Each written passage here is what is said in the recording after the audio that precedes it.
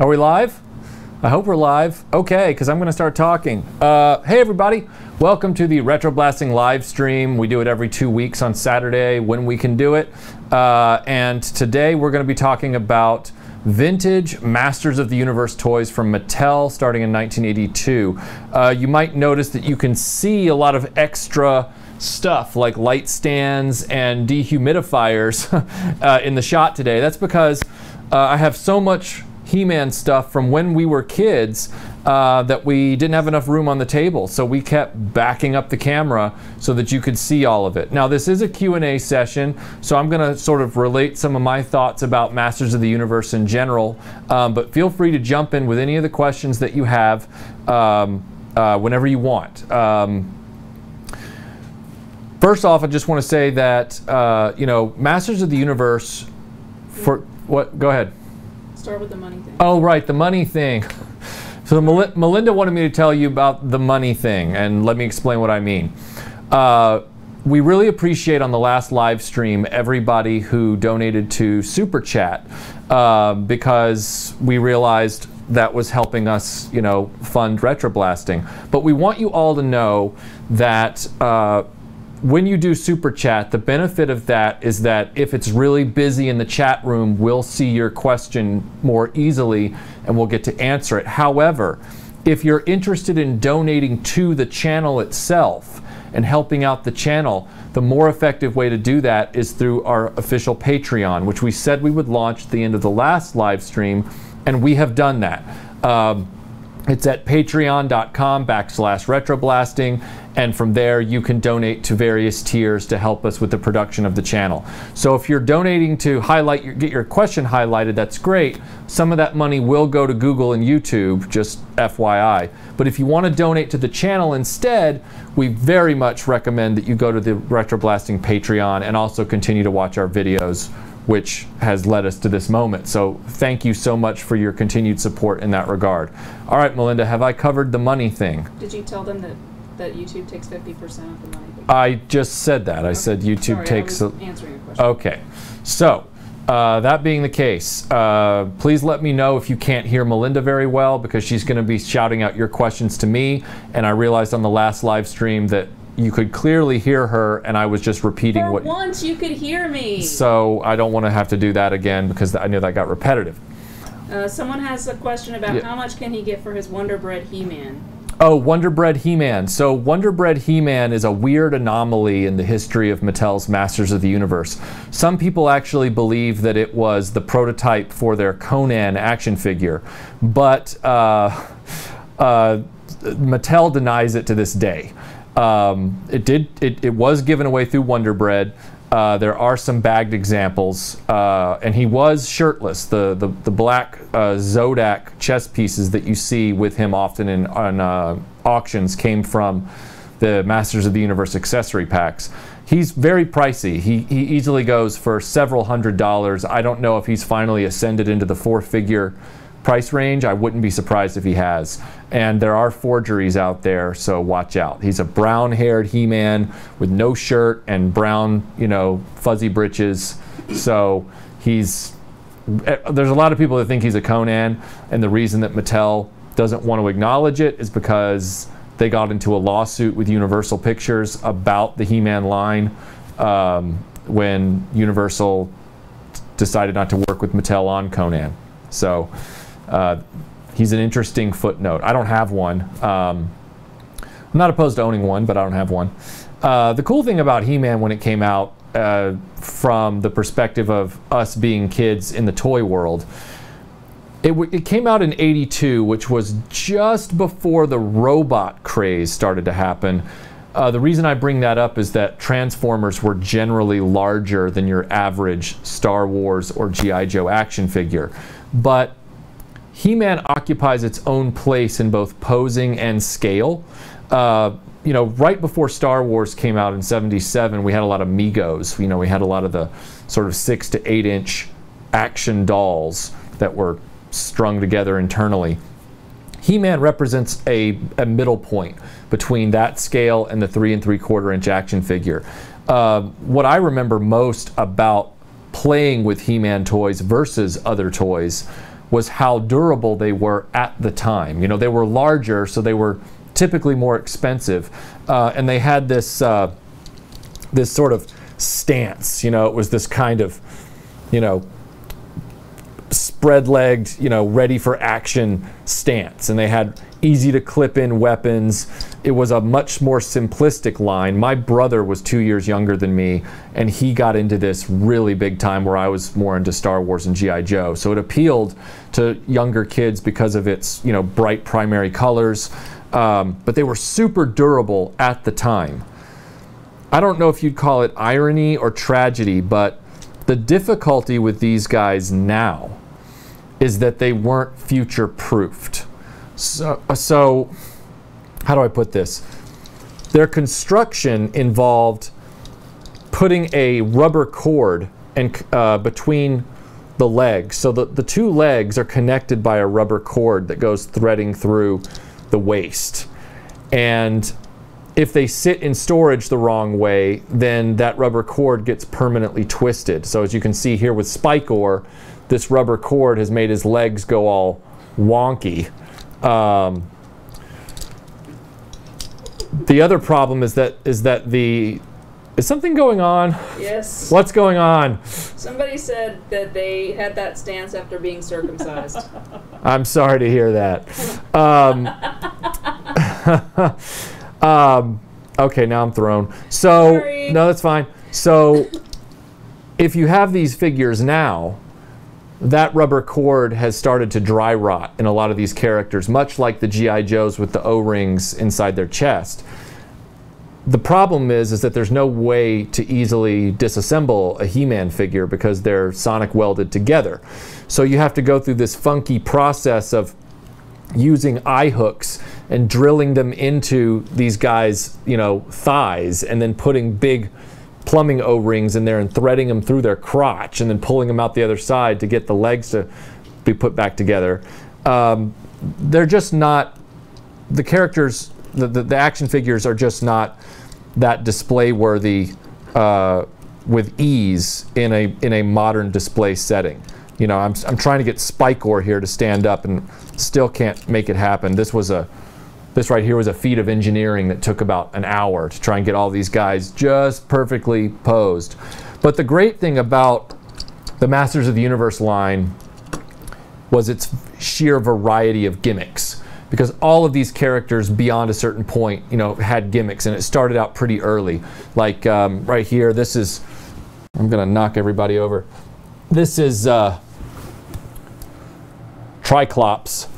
Triclops' gimmick was he had 3 emotions in his eyes, so you could switch to an angry eye, and then an evil eye, and then you'd switch to a, you know, just his normal eye. You had characters like Mechaneck. These characters might fall over while I'm working with them, so we're just going to make that a regular thing. Mechaneck right here, you know, when you twist his torso, his neck came up. Looks very vile. Well, this was all part of the... There's a lot of vile things about He-Man, like Fisto. Whiplash had the rubber tail, so when you did his torso twist action, he could, you know, knock people over with his tail. It was this rubbery tail thing. Let's see. Do you want questions? Yeah, well, questions at any time. So, what do you think about Masters of the Universe being released on Netflix? Are we referring to the vintage I don't cartoon? know. Somebody else right below that asked about the 2002 He-Man cartoon. Yeah, the 2002 He-Man cartoon was interesting. It gave Skeletor a backstory, showed his original face before it got melted off, all that kind of stuff. Not a bad show. It's too bad that it didn't last longer. The original show being on Netflix, if that's what you're referring to, that's cool. I mean, I'm glad when classic cartoons are available easily for people to see. I prefer having the DVD sets myself, the original DVD sets from BCI. I think that those were some of the best. There was one from the very top. Who do you think is the most underrated figurine in the MOTU line? Who do I think is the most underrated figurine in the Masters of the Universe line? Underrated. Well, you know what's funny? I don't know if he's considered underrated or not, but the two that I think from the early line, well, really 3 from the early line that I really like are Zodak, Stratos, and Faker. I just really like the way that they played with the accessories, like the wings on his arms, or Zodak's head sculpt was really cool. He was mysterious. He had a combination of He-Man's torso with Skeletor's, you know, feet and everything like that. And Faker was just cool because he was like photo negative He-Man with that sticker on his chest that made him look like a robot. I thought they were really great. This person asked about European-only releases at the end of the original run. Do you know about those? Yes, I've heard about the European-only releases of He-Man and Skeletor from the end of the original run, where they changed their sculpts, they changed the look of their faces for the first time. It's a shame that the line didn't continue. They are highly desirable. I don't have them, but if you check them out online, they're pretty cool-looking action figures, but they will cost you a pretty penny. Have you seen the uproar on Instagram for you to do a video on why you hate Shipwreck? No, I have not seen the uproar on Instagram for why I hate Shipwreck, but I'm willing to take on the challenge. I think that what they're referring to here is, in the last video we just did about the Mattel Jurassic Park toys, which is, this is Mattel, I decided that the T-Rex demo of eating an action figure would be Shipwreck from G.I. Joe. Because I think Shipwreck is stupid, and it was just funny to me. But some people apparently have gotten upset. So. Or they think it's funny and they want to hear you rant. Or there's that. Somebody else says that, or that same person says Snake Mountain was the biggest letdown in MOTU. Yeah, Snake Mountain is the biggest letdown in MOTU history. Talk about the video we did. I'm going to. Oh. So if you haven't seen our video about Snake Mountain, it ended up being 2 parts, because the second part was prompted by the fact that there's nothing inside, so I didn't show the inside of Snake Mountain on the first video, so then people got upset. So then I did the second video where Skeletor sings his song about being inside Snake Mountain and having nothing there. So if you haven't seen that, check it out. I hope you enjoy it. Well, somebody noticed that. Somebody noticed that thing on top of the castle. Oh, right. So on top of the castle here is Point Dread. The cool thing about Point Dread, one moment. Cool thing about Point Dread was that it was a standalone playset that came with this base. The base had cardboard computers on the inside. And then this piece of the tower right here would clip to the top of this with this ship on top of that, this fighter plane, Talon fighter. And what you could do is you could pop the top half off of this and connect it directly to Castle Grayskull, which was pretty awesome. I mean, that was its real selling point back then for anybody that had Castle Grayskull. The ship itself is great, and just having this little sort of I don't know what you'd call it, this kind of observation point was kind of cool. You could almost pretend that this plus this was an extension of Castle Grayskull's fortifications, like up on a mountain somewhere. Like you could have it, you know, up here, and then, you know, He-Man would, you know, have to go to get the Talon fighter there. But I love seeing it on Castle Grayskull because the engineering of it was so perfect, the way they made sure that it plugged right into the castle. Did you ever get any of the snap models for Masters of the Universe, because they were in scale with the figure, so it was a cheap alternative to buying the actual? We were so young, and my brother was the one who was even younger, who was into these. We did not get the snap model kits. We saw them, and I remember at the time thinking how detailed they were to the original paintings. You know, when I saw the Attack Track snap kit, I was like, wow, that thing is out of control. I really liked the way they looked, but model kits to me were for older kids. You know, they were for teenagers, and I avoided them because I didn't think I could make them. Why does Man-at-Arms have a mustache in the cartoon but not in the toy line? Man-at-Arms mustache is a great mystery. My understanding is that the mini-comics depicted these characters differently at first. And because the mini-comics established the 1982 release of He-Man, they released Man-at-Arms to look like he did in those mini-comics without a mustache. Then, when Filmation came on board in 1983 and gave Man-at-Arms that mustache to give him, I guess, a little more character, the mini-comics eventually switched over, as did the storybooks. If you watch our video about the Masters of the Universe storybooks, you'll see that Man-at-Arms and some other characters' appearances change as well. You know, Sorceress here, she originally looked like Tila in the mini-comic. She was, except with green skin, and she was called the Goddess. And then she became the Sorceress, and then when they created the cartoon, she became this bird woman. And so then they decided, well, we're just going to forget all that mini-comic stuff from a few years ago and make the Sorceress figure as a bird person, and then Tila just becomes Man-at-Arms' daughter, who never wore that snake headdress in the cartoon. Another question, or several questions, are about Stinkor and what made him smell so vile. And funny story from my perspective about Stinkor is that we weren't allowed to have him because my mom had a very acute sense of smell. You know, she could smell a dog crap 2 states away and then complain about it. So she did not let us have Stinkor. She could smell him through the packaging. And she said, no, we're not letting that character in the house. So I had a terrible sense of smell. I never got my nose near Stinkor. Now, speaking of stink, one of the things she did observe when we were kids was that Moss Man, who can never hold his weapon very well, Moss Man, she said, smelled like pine needles. So he smelled like, you know, like pine scent, and so she didn't mind having him. Thanks to Justin Welches, who just gave us $5. Oh, Justin, thank you for the donation to Super Chat. Thank you very much. Appreciate it. So. Oh, wait. Okay. Question about the double sword that was from the original comic. It was 2 halves of the same, like a Black Star, I believe. And then it just went away. People were just saying it's a shame. Yeah, the double sword was an original idea from the mini comic. Now, the idea is that He-Man had 1 half of the key to Castle Grayskull, Skeletor had the other half, and that's why the forces of good and evil could both never own the secrets of Castle Grayskull, so that neither side could become so powerful. That idea was original to the He-Man mythology. However, where it gets weird is that Filmation in 1981 had a cartoon called Black Star.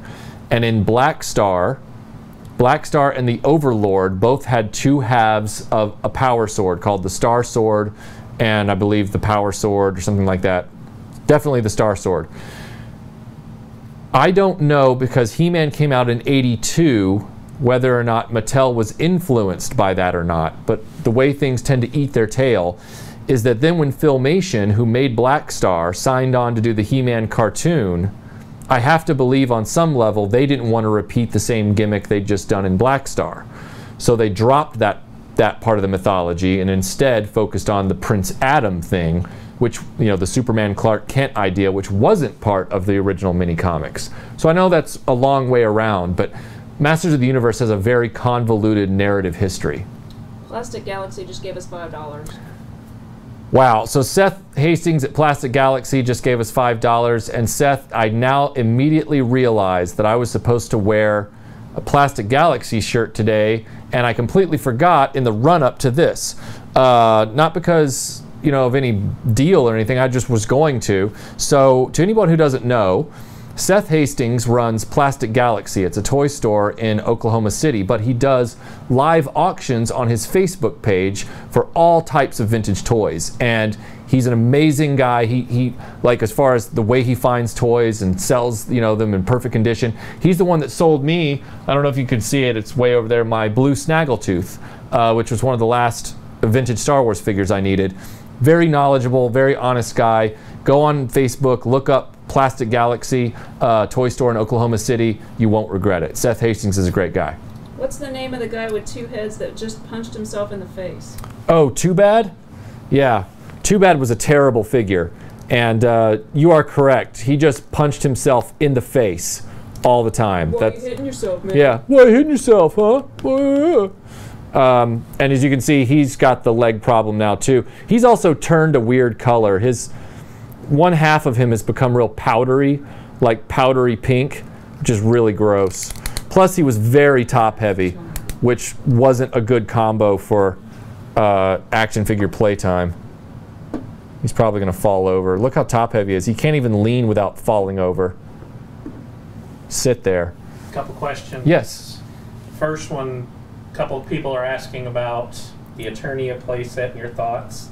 Okay. And the second one, do you have any guesses why Amazon wouldn't let you watch He-Man in, say, Germany? Oh, wow. Okay. First question was about Eternia and why I don't have it here. Well, Eternia is a very valuable playset. As a matter of fact, Seth Hastings at Plastic Galaxy has one, which is a really cool feature.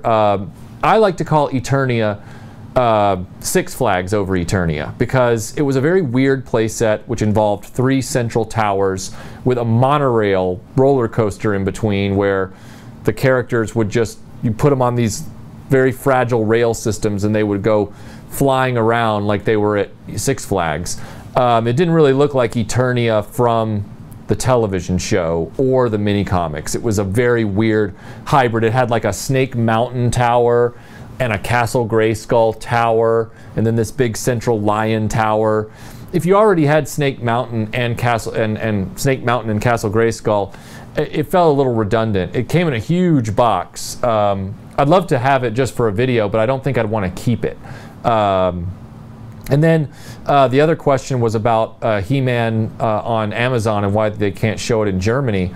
I'm honestly not really sure. I know for a long time there was a theory that if you look at He-Man's chest piece, if you look at the original, his Iron Cross, maybe there was some concern in Germany that his Iron Cross symbol could be misconstrued. However, I don't know if there's any validity to that theory because the Iron Cross was an award that goes all the way back, I believe, past World War I.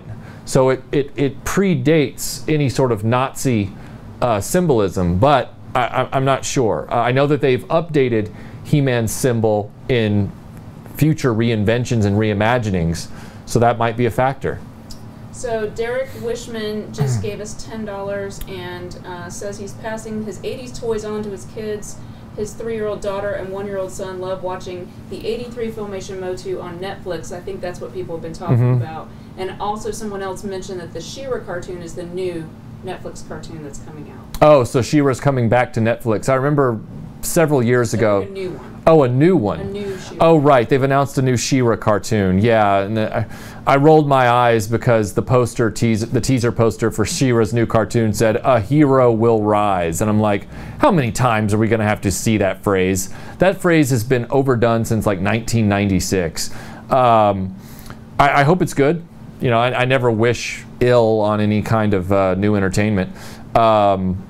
Yeah, and thank you for the donation, Derek. I'm really glad that you're introducing your kids to He-Man and those toys. I hope they hold up, and if not, you need some resto tips, let us know. Dave Moss over at Toy Polloi has a great video on how to restore the legs in He-Man figures. So check that out if you're curious about how that works. I'm still nervous to try it myself because it involves drilling eye hooks into the toy itself.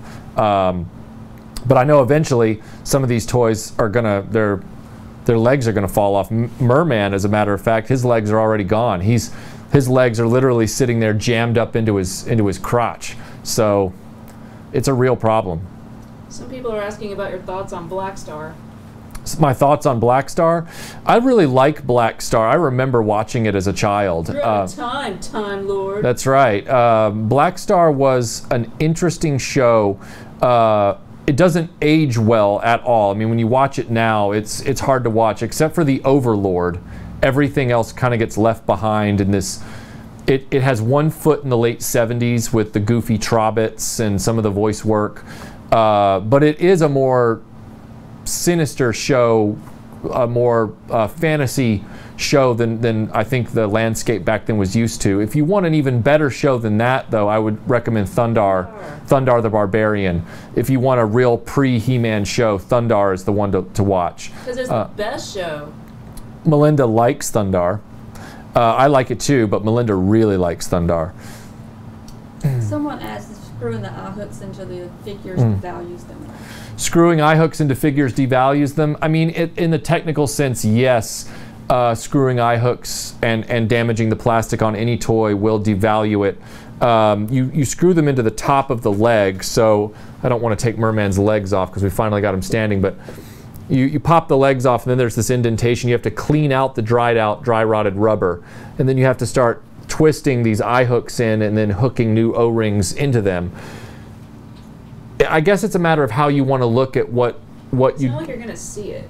You're not going to see it when everything gets done because you're going to be tightening everything back up, so it's all going to be up in the holes of the waist piece. But it all depends on value and what you consider valuable to be. If you consider valuable to be all original, even if the rubber band is dust, then yeah, you don't want to do it. If you consider all original to be, hey, it's functional and it still stands up and it looks nice on display, then maybe you're willing to pay more for one that's freshly repaired and you don't have to deal with it for a while. But you are literally drilling into the original plastic with pieces that weren't part of the factory build. So a purist would say no. My question is, how many of these that are mint on card are going to have their legs just drop off in the package at some point, much like G.I. Joe's? Will you do a video on She-Ra toy line? Yes, I will do a video on She-Ra at some point. We have to get a number of pieces for it. I have She-Ra and I have Swift Wind.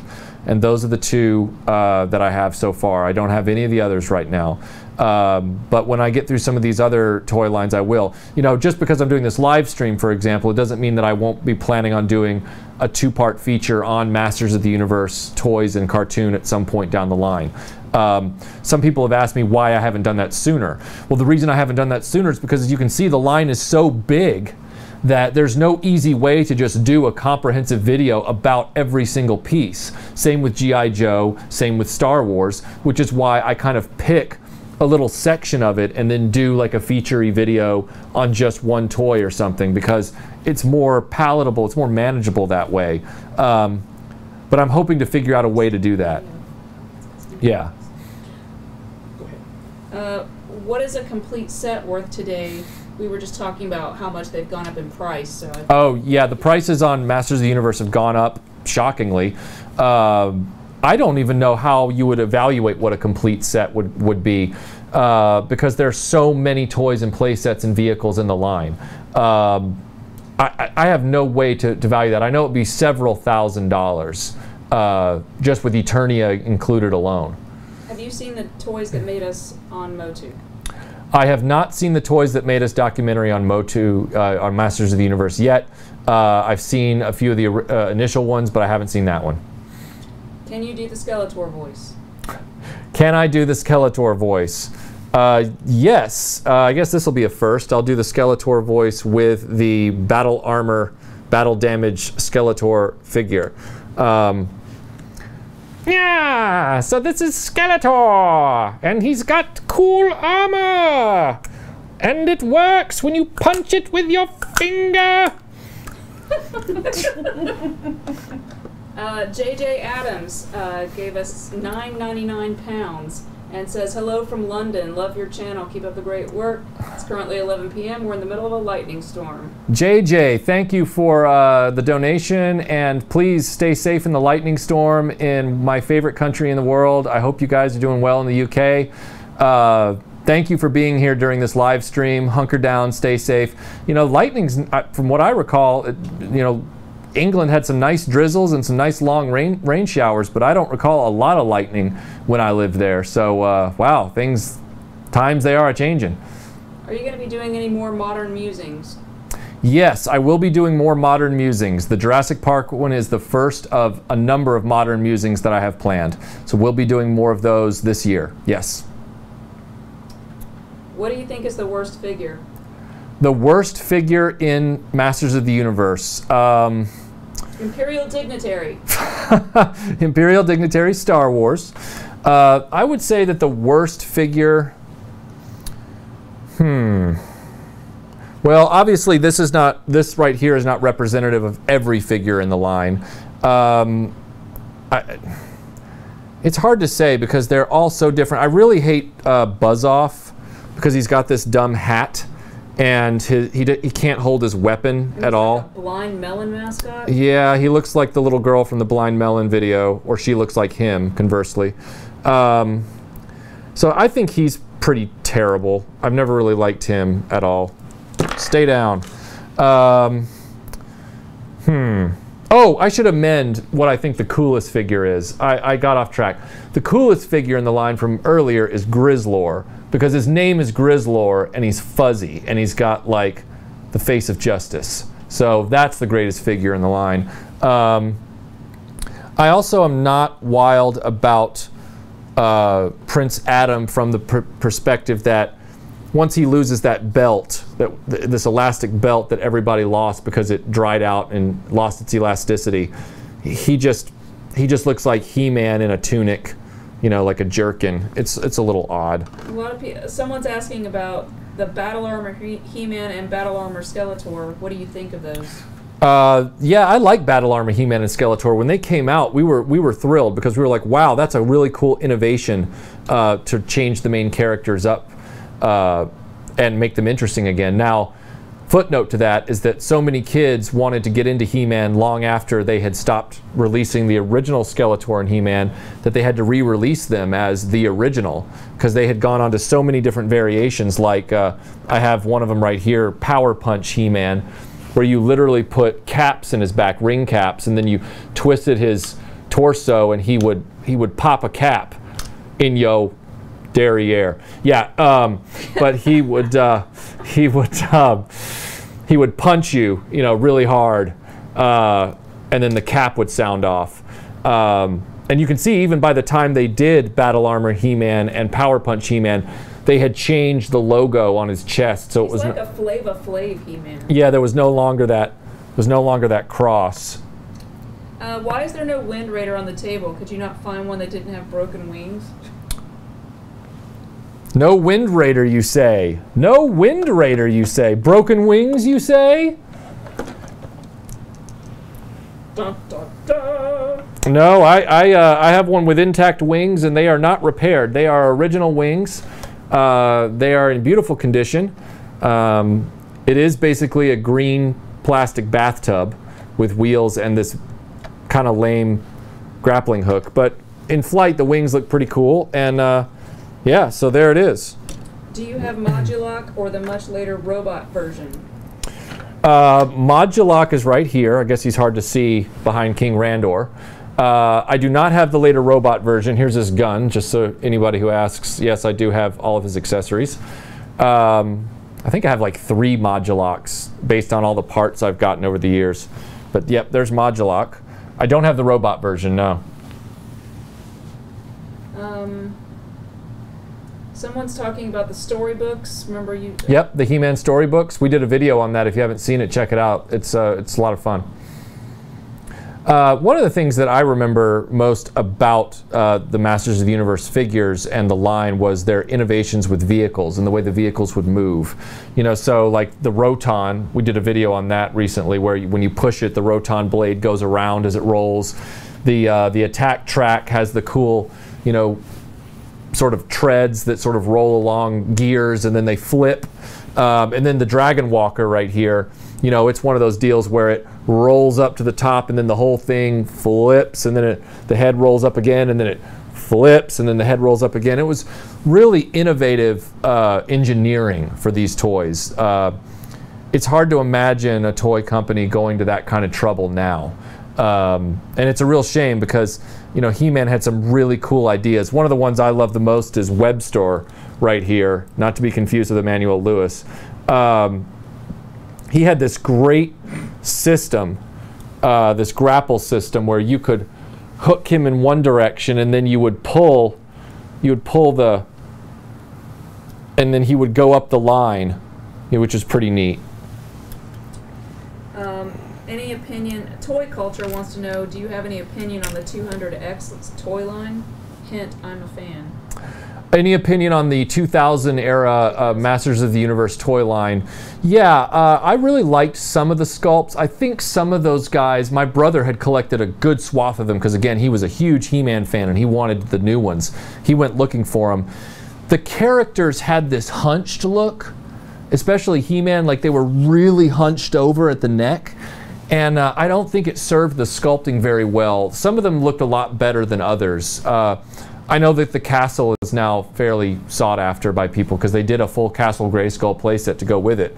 one of the last toy lines I remember that did a playset like that. But they were really neat looking when they were all in a group. I really liked the way they looked, but some of them were a little hunchy.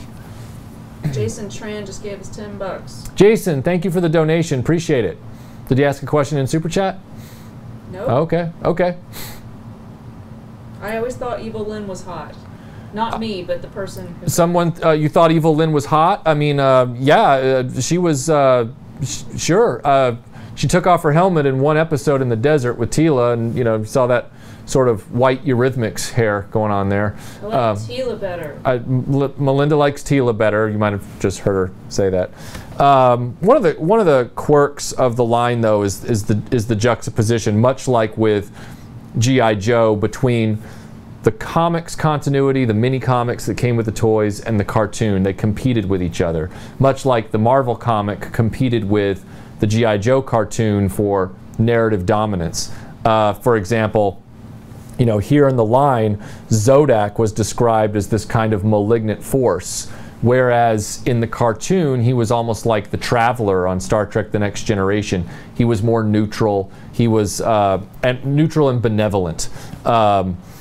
We were always trying to reconcile those realities, because the toy line at first really stuck to the mini comics, you know, narrative. But we were watching the cartoon because we'd lose the mini comics, sad to say. I need to pick up that volume. They actually have them now all bound where you can read them all. Yes? Peter Showell in the UK just gave us 19.99 pounds. Wow. And then says he's been with us since the beginning and loves the show, and he loves listening to you reminisce about your time in the UK so fondly. Thanks you for the walk down memory lane. Thank you, Peter, for the donation. I really appreciate it. Yeah, I'm very fond of my time spent in the UK. I remember it very well because I wasn't a little kid. I was a teenager, so I remember it pretty well. One of the things I remember back then was going to toy stores in places like Hersham and going to Hamleys and places like that, looking for sort of like leftovers. And we used to find, there was a little store in Hersham where we found original G.I. Joes on Action Force card backs, and we found Return of the Jedi figures still on card backs. This was 1991, 92. I don't remember if we ever found any Masters of the Universe in the wild in the UK back then, but we definitely found G.I. Joes, Action Force, and Star Wars. Going back to Evil Lynn being hot, what do you think was up with Filmation, with like their obsession with redheads? Oh yeah, Filmation had a weird obsession with redheads. If you watch, we are awesome. If you watch a lot of Filmation's content, whether you're watching Masters of the Universe, you'll notice that He-Man and his friends, there are a lot of guest characters that are redheaded women. You'll also notice, like with Brave Star, JB is redheaded, and then I feel like I'm leaving one out. Tila obviously is redheaded, and then there was I'm leaving one out. Who is it? Can't think, but was there any on Black Star? Was the girl? Black Star, the girl on Black Star didn't have any hair. She just had that. Oh no, she had blue hair. It was blue hair. I'm talking about the girl who came in the last episode, his girlfriend. Oh, I can't remember if she was blonde or redheaded. Maybe blonde. Yeah, she might have been blonde. All right. Yeah, so... They are asking about the movie by Canon. Oh, the live-action movie with Dolph Lundgren? We saw that in the theater as kids. And it's funny because we remember going to it and... Did you do a riff tracks of that too, like or downtown when we... I didn't do one. I didn't do a riff tracks on that, but I'm sure it's been done. I just remember when we went to the theater to see it, He-Man was starting to fall off, but we were hoping that this would keep us interested. And it didn't, because the moment they went to the real world, as kids we didn't realize that it was a cost-cutting measure, but we just knew it was weak because we wanted to see Eternia on film. And instead we saw our backyard on film. We didn't want to see 1987, you know, America. We wanted to see Eternia. And I remember my dad was with us. It was one of the rare times that my dad was with us, and we stayed through the credits. I don't know why we did. Normally we wouldn't. But we stayed through the credits and got to see the end where Skeletor comes up from the muck and he says, "I'll be back." And when he did that, I remember my dad audibly looking over and going, oh, this is terrible. He's like, wow, that was cheesy. And we got up and we left. We never really watched that movie again after that. I've seen it since. But it was a letdown. I mean, I have one of the figures from the movie right here. And we picked him up before the movie even came out because we thought this was going to be the villain. This was going to be the guy that was awesome. And he was the best looking character, and they killed him first. They kept that little dude with the big white afro wig thing, and they kept that dude named Blades or whatever he was, who was really stupid. But they killed this guy first. I'm like, wow, clearly this costume was too expensive to give it a lot of screen time, so they killed the guy, which was weak. Fox Mulder just gave us $20, and I remember him from last time because of the awesome name. Fox Mulder, thank you for the donation, man. Appreciate it. And thank you. The X-Files last yeah, night? we were watching the X-Files last night. Asking about knockoff MOTU figures. Oh, knockoff MOTU figures. I have a great story about that, but I'm going to have to get up. Hold on. Be right back.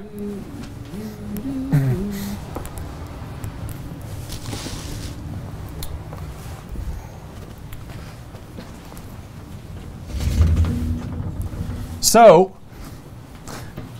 these two guys that I keep close to my heart, it was... Ooh, I like that guy on the left.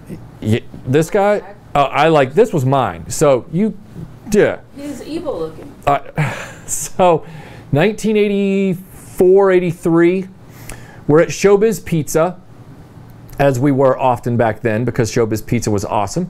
And we were playing skee-ball, trying to get as many skee-ball tickets as we could because behind the gift shop counter, they had these on card backs, and they were called like Galaxy Warriors or something like that. And as a child, you don't know what you want until you see it. You don't know what you need.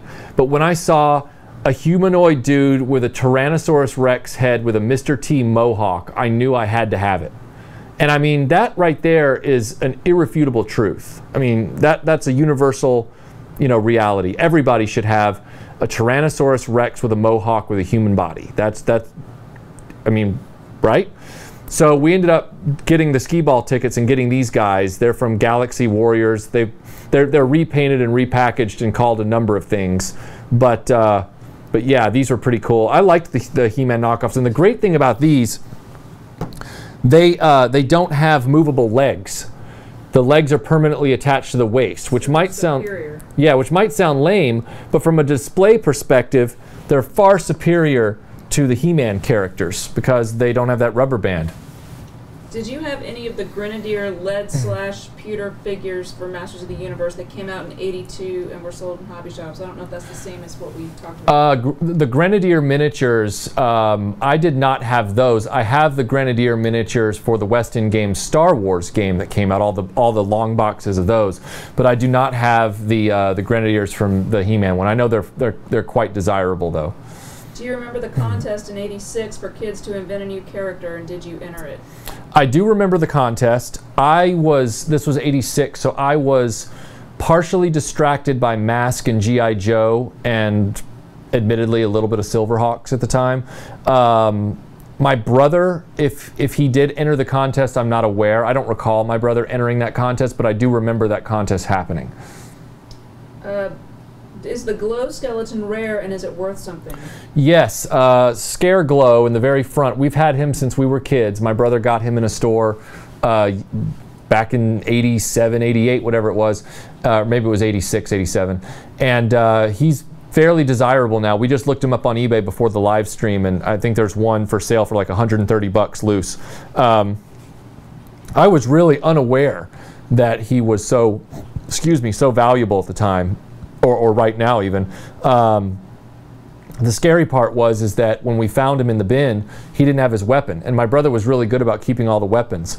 But somehow the weapon turned up in another box that my brother had, and he reunited it with Scareglow for the RetroBlasting studio. Chris Smith gave us $10 and talked about how some kids, when he was a kid, drew mustaches on their Man-at-Arms with Sharpies. This is Chris? Chris Smith, yes. Chris Smith. Chris, thank you for the donation. You're braver than I when it comes to drawing on your action figures. I never. Say he did. He just. Oh, he said he knew kids that did.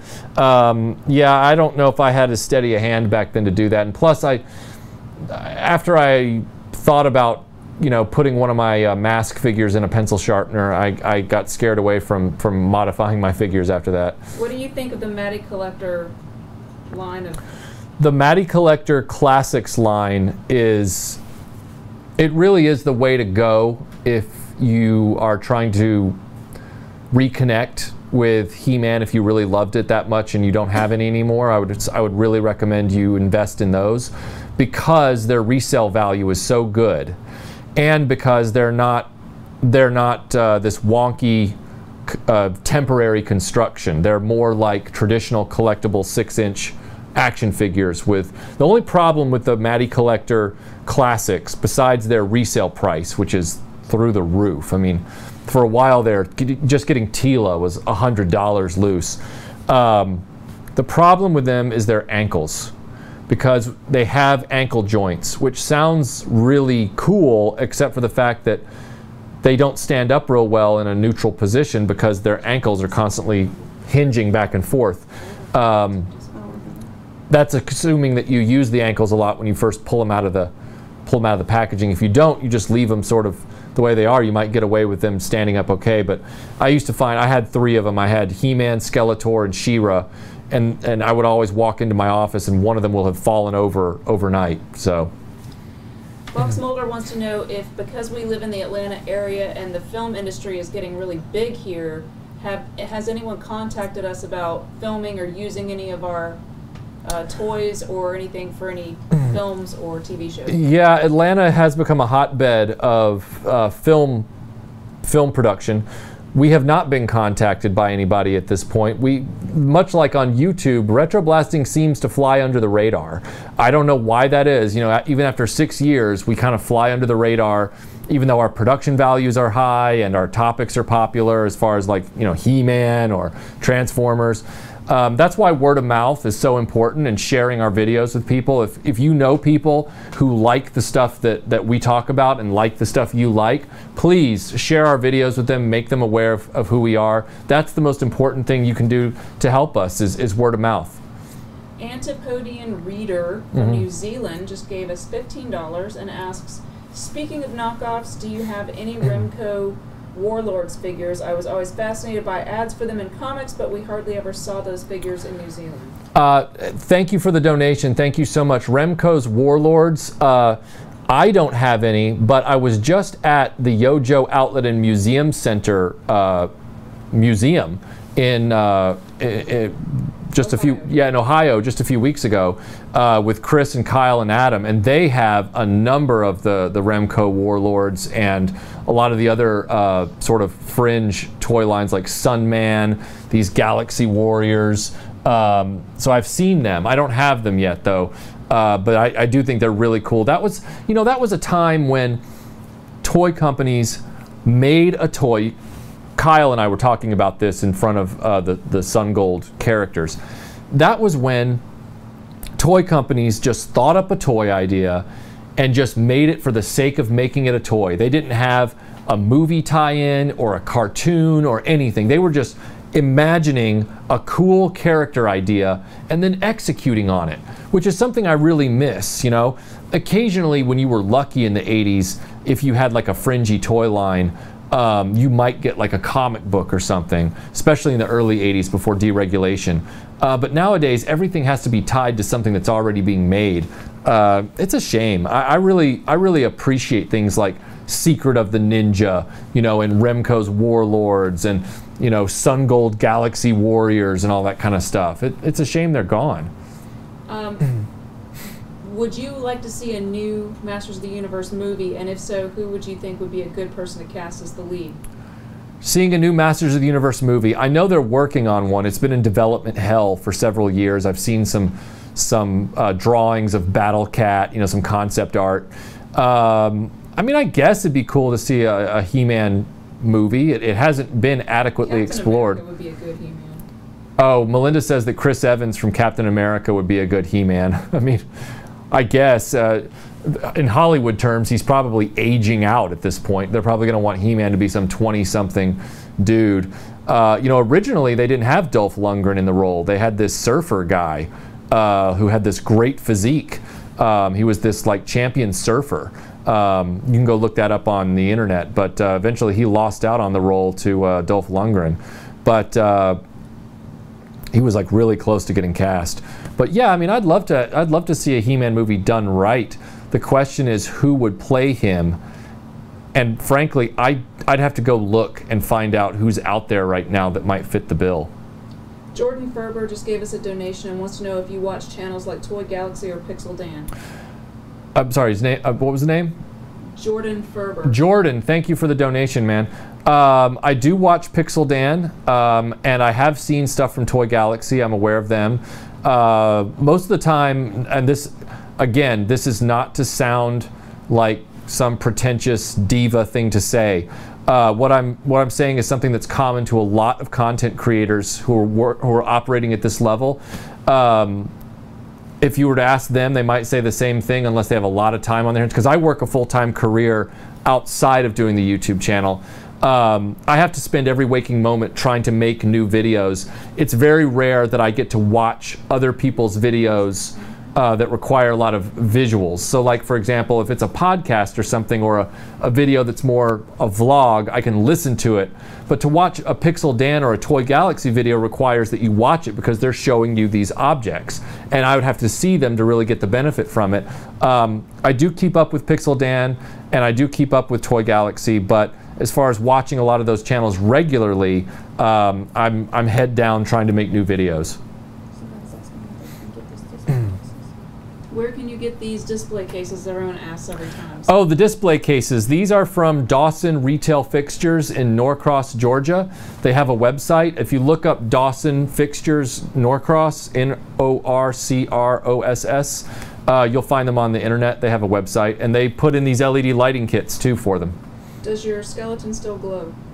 Yes, Scare Glow still glows. When I turn off the lights at night before we're going upstairs, he glows, and my RoboCop figure glows, and all the Black Star weapons glow. Yeah, they all still glow. I don't know if Zartan turns colors anymore, though. Did you like the slime pit? The slime pit. I thought the slime pit was really cool. I used to have a few pieces of it, but I need to get a complete one. I need the slime pit. I need the fright zone. I don't have those.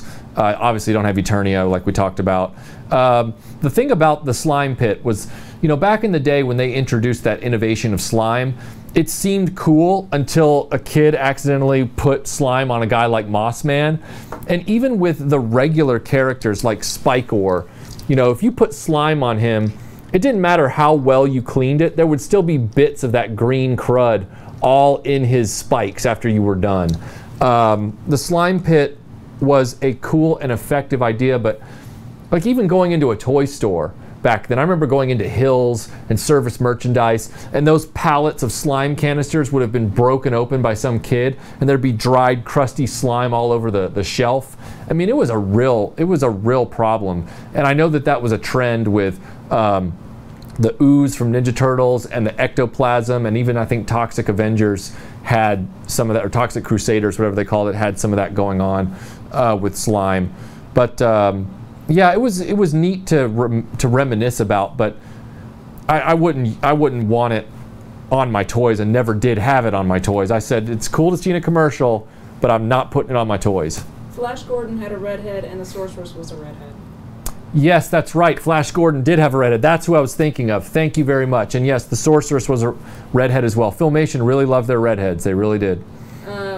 Blake wants to know if, from me, I think, whether Thundar holds up over time, and the answer is 100% yes. Yes, Thundar does hold up over time. It's a great one. You can get it off the Warner Brothers Archive collection as a DVD. I don't know if it's available streaming. I'm sure it is, but I just like having that disc for peace of mind in case my internet's out. So yes, Thundar is a great show.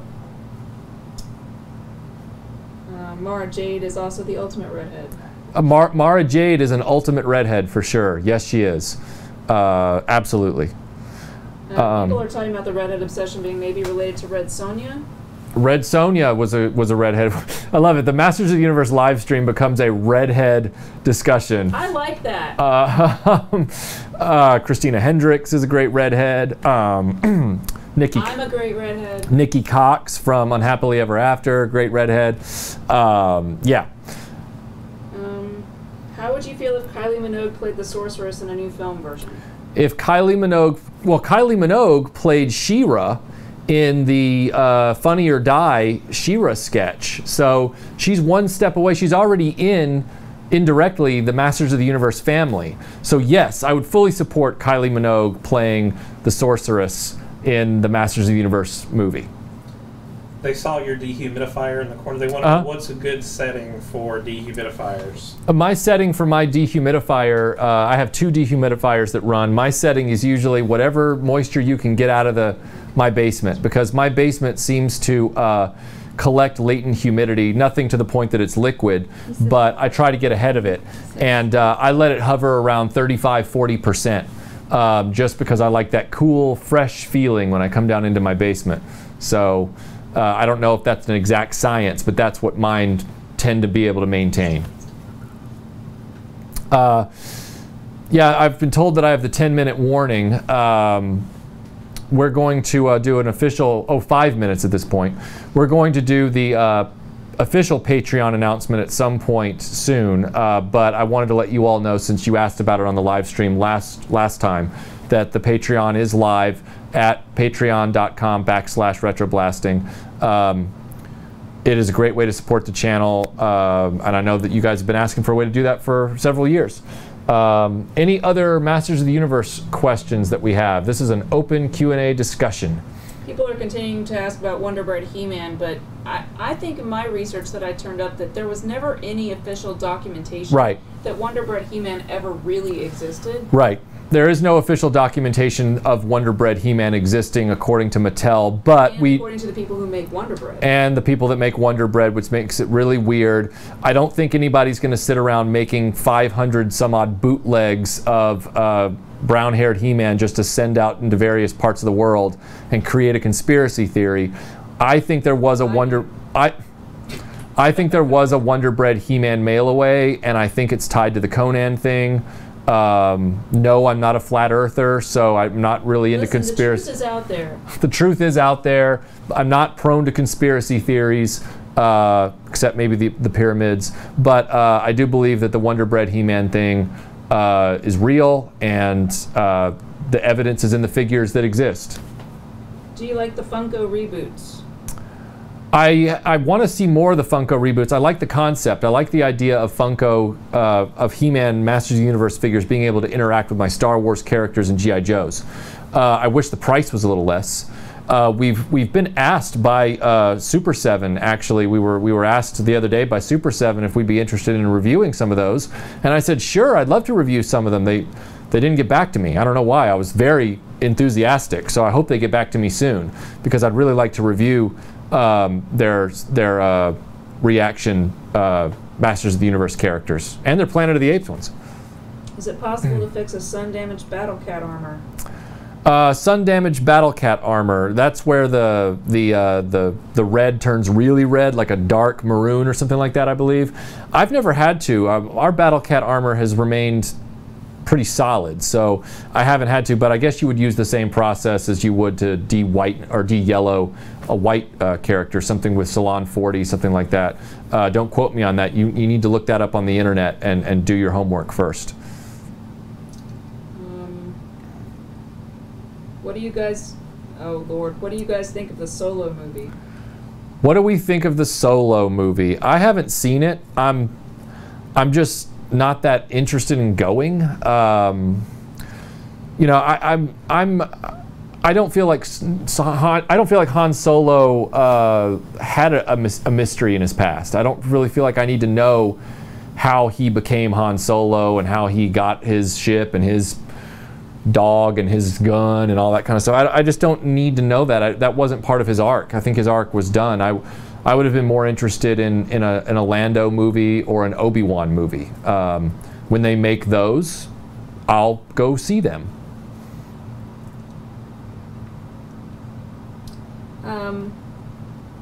Yes? Sorry. Yes? What's the question? Okay. The last thing I want to say about Masters of the Universe is just to keep in mind, this is one of the big three.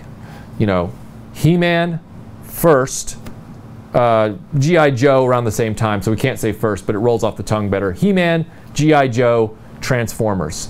Those were the big players in the 80s until, you know, Ninja Turtles came around. And that was late 80s. That was essentially 88 when that happened. But for any 80s vintage toy collector, it's really important to consider getting at least the first wave or two of Masters of the Universe figures and vehicles. And Castle Grayskull is iconic. It is an iconic piece. So if you don't want to get too deep into those, if nothing else, just consider the first two waves of figures and some of the earliest vehicles like the Attack Track and the Battle Ram.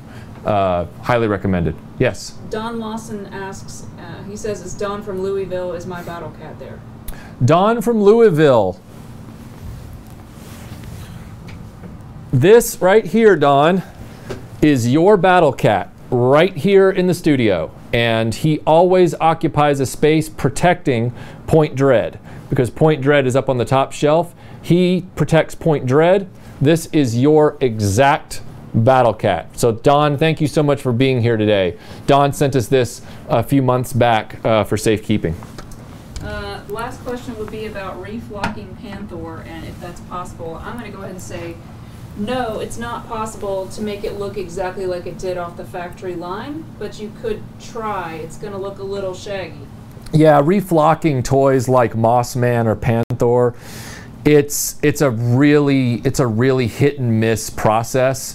And even the guy at Toy Polloi, Dave Moss, he's fearless. He's brilliant. I would support his work any day of the week on anything he wanted to do. He's had some mixed success with it, if I recall, and his stuff looks better than any other attempt I've seen. So if you want to find out about flocking, I would check out Toy Polloi, P-O-L-L-O-I, Dave Moss's channel. That's it? Okay. Well, are we close to time? Okay, we're over time. Okay, well, everybody, thank you so much for being here on the live stream. There will be a larger Masters of the Universe feature coming out soon. Maybe not within the next few months because I got to get some pieces for it, but there is one coming. But we wanted to talk about it because we know that a lot of people have been wondering why we haven't done an en masse discussion about He-Man and the Masters of the Universe toy line. Please, if you're interested in supporting the channel, we do now officially have the Patreon at patreon.com/RetroBlasting. Please go visit it. We have a number of tiers with different things, and we're populating the Patreon site all the time with exclusive material, videos, photos, etc. Thanks again for being here, and we will see you on the next live stream, and we'll also see you on the next set of videos. I'm working on Chuck Norris Part 2. We're finishing that up soon, and then we're also going to finish up the flag restoration, and then I'm moving on to Buck Rogers in the 25th century. So thanks everybody, and we will see you on the next video.